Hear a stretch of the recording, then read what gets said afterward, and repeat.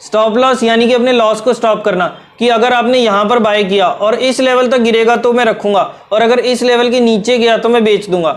किसी भी टाइप की ट्रेडिंग हो, फिर वो चाहे इंट्राडे हो, स्विंग ट्रेडिंग हो, शॉर्ट टर्म ट्रेडिंग हो, पोजिशनल ट्रेडिंग हो, या फिर लॉन्ग टर्म इन्वेस्टमेंट ही क्यों ना हो, कभी भी अपने रिस्क को अनलिमिटेड मत रखो। लिमिटेड रिस्क के साथ काम करो, पैसा जरूर बनेगा। नमस्कार दोस्तों, अगर आप इस चैनल पर पहली बार आए हैं तो मोस्ट वेलकम। मेरा नाम है तुषार बुद्धिराजा और हम सीख रहे हैं कि स्टॉक मार्केट में लिमिटेड रिस्क के साथ पैसा कैसे कमा सकते हैं। और इसी चीज को आगे बढ़ाते हुए हम आ गए हैं 6th पार्ट पर इस सीरीज के, जिसमें हम सीखेंगे कि हमें स्टॉप लॉस कहां पर प्लेस करना है। लास्ट वीडियो में हमने देखा था कि हमें स्टॉक में एंट्री किस लेवल पर करनी है। सो अगर अभी तक आपने वो वाली वीडियो नहीं देखी है तो पहले आप जाके उस वीडियो को देखें और उसके बाद आप इस वीडियो को आगे कंटिन्यू करें।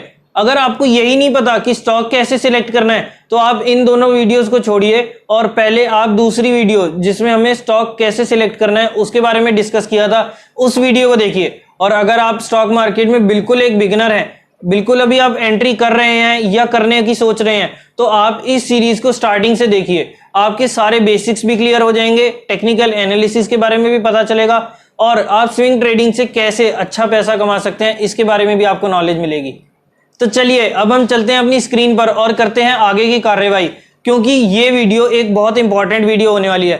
बिकॉज रिटेल ट्रेडर जो है ना, वो इसी वजह से नुकसान करता है, या तो वो गलत स्टॉप लॉस प्लेस करते हैं या वो प्लेस ही नहीं करते और फिर कहते हैं कि स्टॉक मार्केट में हमें नुकसान हो गया। और कुछ लोग तो ये भी बोलते हैं कि ऑपरेटर हमारा पैसा खा गया। बट सच बताऊं कि उसको 10-20 शेयर्स या 1-2 लॉट में कोई इंटरेस्ट नहीं है, इतनी सी क्वांटिटी से उसको कोई फर्क नहीं पड़ता। अगर आप ये इतनी सी चीज सीख गए ना तो आई गारंटी यू कि आप किसी भी स्टॉक में ट्रेडिंग कर सकते हो और ट्रेडिंग करके पैसा बना सकते हो। चलो फिर बातें बहुत होगी, अब चलते हैं हम अपनी स्क्रीन पर। तो चलो दोस्तों, अब हम आ गए अपनी स्क्रीन पर और लास्ट वीडियो में हमने बात करी थी कि हमें जब भी स्टॉक में एंट्री करनी है तो उसके लिए क्या क्राइटेरिया होने चाहिए। अगर हमें किसी भी स्टॉक को बाय करना है तो उसके लिए क्या क्राइटेरिया होने चाहिए, और अगर किसी भी स्टॉक में सेल साइड पर एंट्री करनी है तो क्या क्राइटेरिया होने चाहिए। सबसे पहले हम बाय साइड के क्राइटेरिया देखते हैं। तो बाय साइड पर जो था उसमें हमें चाहिए था कि moving average 46 day moving average weekly और डेली दोनों बेसिस पर राइजिंग होनी चाहिए। वो था हमें चाहिए एक green candle near moving average like this, इस टाइप की। So we need a green candle near moving average. और बाय कहाँ करना है हमने, जो ग्रीन कैंडल बनी है नियर मूविंग एवरेज उसके 10-20 पैसे 50 पैसे ऊपर बाय करना है। जैसे यहाँ पर कैंडल बनी थी 165.40 पर, तो इसके ऊपर हमें बाय करना है। सपोज 165.5 पर, 165.8 पर, तो किसी भी रेट पर आप बाय कर सकते हो, बट आपको बाय करना है उस ग्रीन कैंडल के हाई के ऊपर। और अगर शॉर्ट साइड पर एंट्री करनी है तो हमें चाहिए वीकली और डेली दोनों पर 46 डे मूविंग एवरेज फॉलिंग होनी चाहिए। और उसके बाद हमें चाहिए red candle near moving average, जैसे कि यहाँ पर थोड़ा जूम करके दिखा देता हूँ। सो ये बनी हमारी red candle near moving average. अब इसके बाद हम इसे शॉर्ट कर सकते हैं। जो रेड कैंडल बनी है उसके लो के नीचे हमें शॉर्ट करना है। सो अब क्वेश्चन आता है कि हमें स्टॉप लॉस कहां पर रखना है। सो अगर आपको शॉर्ट साइड पर स्टॉप लॉस रखना है तो आपको जो ये रेड कैंडल बनी है, ये वाली कैंडल और इससे एक पहले वाली कैंडल, लाइक जैसे कि ये वाली कैंडल, इन दोनों के हाईएस्ट हाई के ऊपर स्टॉप लॉस रखना है। हाईएस्ट हाई इसलिए क्योंकि हम इसमें शेयर को शॉर्ट करने वाले हैं। शॉर्ट करना है तो जब हम बाइंग जो है इसके लोएस्ट लो के नीचे करेंगे, इस कैंडल के लो के बाद करेंगे, इस कैंडल के लो के नीचे करेंगे, तो इसका स्टॉप लॉस होना चाहिए इस कैंडल के हाई या इससे पहले वाली कैंडल के हाईएस्ट हाई के ऊपर। लाइक आप देख सकते हैं कि इस कैंडल पर इसका 154.70 का हाई बना है और जिस कैंडल के बाद हमारी एंट्री हो रही है उस कैंडल पर बना है 151.75। सो हाईएस्ट हाई क्या हुआ, 154.70। सो हम 154.70 के ऊपर स्टॉप लॉस रखेंगे, लाइक 154.8 हो गया या 155 का स्टॉप लॉस रखकर हम काम करेंगे। ऐसे ही मैं आपको राइजिंग वाले पे दिखा देता हूँ कि जब स्टॉक राइजिंग होगा तब हमें कहाँ पर स्टॉप लॉस रखना है। सो हमारी बाइंग हुई थी यहाँ पर। सो हमारे क्राइटेरिया फुलफिल हुए थे इस ग्रीन कैंडल पर। अब जब हमें बाइंग साइड पर स्टॉप लॉस रखना है तो हमें स्टॉप लॉस रखना है ये जो ग्रीन कैंडल बनी है ये वाली कैंडल के, या फिर इससे एक जो पहले वाली कैंडल है, इन दोनों कैंडल में से जिसका भी लोएस्ट लो होगा उसके नीचे हम स्टॉप लॉस रखेंगे। जैसा कि आप देख सकते हैं कि इस ग्रीन कैंडल का लो बना है 157.55 का और इससे पहले वाली कैंडल का लो बना है 153.85 का।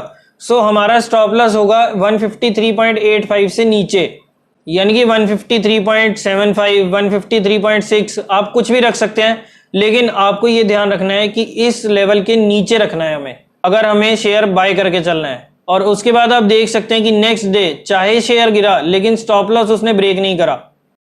चलिए अब मैं आपको किसी और शेयर पर दिखा देता हूं, लाइक टाटा मोटर्स। तो जैसा कि आप देख सकते हैं कि हमारी जो कैंडल बनी है वो बनी है ये वाली कैंडल। अगर हमें किसी भी शेयर को शॉर्ट करना है तो मैंने आपको बताया था कि वीकली और डेली दोनों बेसिस पर 46 डे मूविंग एवरेज फॉलिंग होनी चाहिए, और उसके बाद चाहिए हमें red candle near moving average. तो ये बनी हमारी red candle near moving average, जैसा कि मैंने यहाँ पहले से मार्क कर रखा है। उसके बाद अब हमें स्टॉप लॉस कहाँ पर रखना है। बाइंग तो हमें लास्ट वीडियो में पता चल गई कि इस रेड कैंडल के लो के नीचे हमें बाय करना है, और स्टॉप लॉस रखना है हमें ये वाली कैंडल या इससे एक पहले वाली कैंडल के हाईएस्ट हाई के ऊपर, क्योंकि हमें यहाँ पे शॉर्ट करना है तो इसलिए हमें हाई के ऊपर स्टॉप लॉस रखना होगा। सो आप देख सकते हैं कि इन दोनों कैंडल्स में से हाई किसका है, किसका हाई ज़्यादा है यहाँ पर, 422.10 या फिर 417.75, ऑब्वियसली 422.10 वाला। तो अब हमें स्टॉप लॉस जो रखना है वो रखना है 422.10 से ऊपर। 10 20 पैसे 50 पैसे कुछ भी आप रख सकते हैं, लेकिन आपको इसके ऊपर रखना है। And then you can see के इसने स्टॉप लॉस हिट ही नहीं किया। सो आपका स्टॉप लॉस हुआ इस लेवल पर। चलिए अब हम दोबारा देखते हैं कहाँ पे बनी हमारी रेड कैंडल, ये वाली रेड कैंडल। सो हमारा स्टॉप लॉस क्या होने वाला है, हमारा स्टॉप लॉस होगा ये वाली कैंडल का हाईएस्ट हाई के ऊपर। 366.6 का हाई है और इस वाली का 352.5 का। सो 360.6 का जो हमारा हाई है उसके ऊपर हम बाय करेंगे, उसके ऊपर हम स्टॉप लॉस रखेंगे। उसके बाद रखा हमने ये वाला लेवल। सो इस लेवल के बाद हमने परचेजिंग करी है, और इसका हाई, इन दोनों में से हाई है ये ग्रीन वाली कैंडल का। सो हम इसके ऊपर स्टॉप लॉस रखेंगे। उसके बाद हमारी थी ये वाली बाइंग, यहाँ पर हमने शॉर्ट किया था तो हमारा यही वाला लेवल है और ये होगा हमारा स्टॉप लॉस। उसके बाद हमारी इस लेवल पर बाइंग हुई थी, शॉर्ट किया था हमने इस लेवल पर। सो स्टॉप लॉस होगा हमारा ये वाला लेवल। बाइंग साइड पर भी दिखाऊं, चलिए एक बार हम बाइंग साइड पर भी देख लेते हैं बजाज फाइनेंस के ऊपर। यहाँ से ट्रेंड चेंज हुआ, आप देख सकते हैं कि यहाँ पे हमें कोई बाइंग नहीं मिली, यहाँ पर थी लेकिन यहाँ पे फ्लैट लाइन थी। सो उसके बाद यहाँ पे फिर से लाइन फ्लैट होगी। उसके बाद हमारा बाइंग आई, तो अब हमें इस वाली कैंडल के ऊपर हमने बाय करना है। तो हमारा स्टॉप लॉस क्या होगा, ये कैंडल या फिर इससे एक पहले वाली कैंडल के लोएस्ट लो पर हम स्टॉप लॉस रखने वाले हैं। चलिए पहले मैं एक बार आपको बाइंग के ऑप्शंस दिखा देता हूँ, दोबारा हमारी बाइंग कहाँ होने वाली है। अब आप लोग पूछेंगे कि यहाँ पर मैंने एरो क्यों नहीं डाला, क्योंकि यहाँ पर जैसे ग्रीन कैंडल बनी है उसके हाईएस्ट हाई के ऊपर हमने बाय करना है कि नेक्स्ट जो कैंडल बनी है उसका हाई पिछली वाली कैंडल के हाई के ऊपर गया ही नहीं है। सो इसलिए मैंने ये वाला पॉइंट मार्क नहीं करा। अब हमारा स्टॉप लॉस होने वाला है, हमने बाइंग करी इस कैंडल के ऊपर। सो हमारा स्टॉप लॉस होगा ये वाली कैंडल या इससे एक पहले वाली कैंडल का लोएस्ट लो के नीचे। तो आप देख सकते हैं कि इसी कैंडल का 4666.30 का लो बना है और इस कैंडल का बना है 4708। तो 4666 कम होता है, सो हमारा स्टॉप लॉस होगा ग्रीन कैंडल के लो के नीचे। ऐसे ही यहाँ पर हमारा स्टॉप लॉस होने वाला है इस लेवल के बाद। आपको इस सिस्टम से ट्रेड करना होगा और एक दो ट्रेड के बाद इस सिस्टम को जज मत करना, कॉन्टिन्यूसली काम करना इस पे। डेली सिस्टम्स जो हैं बदले नहीं जाते मेरे दोस्त, एक ही सिस्टम पर कॉन्टिन्यूसली काम करना होता है तभी हमारा पैसा बनता है।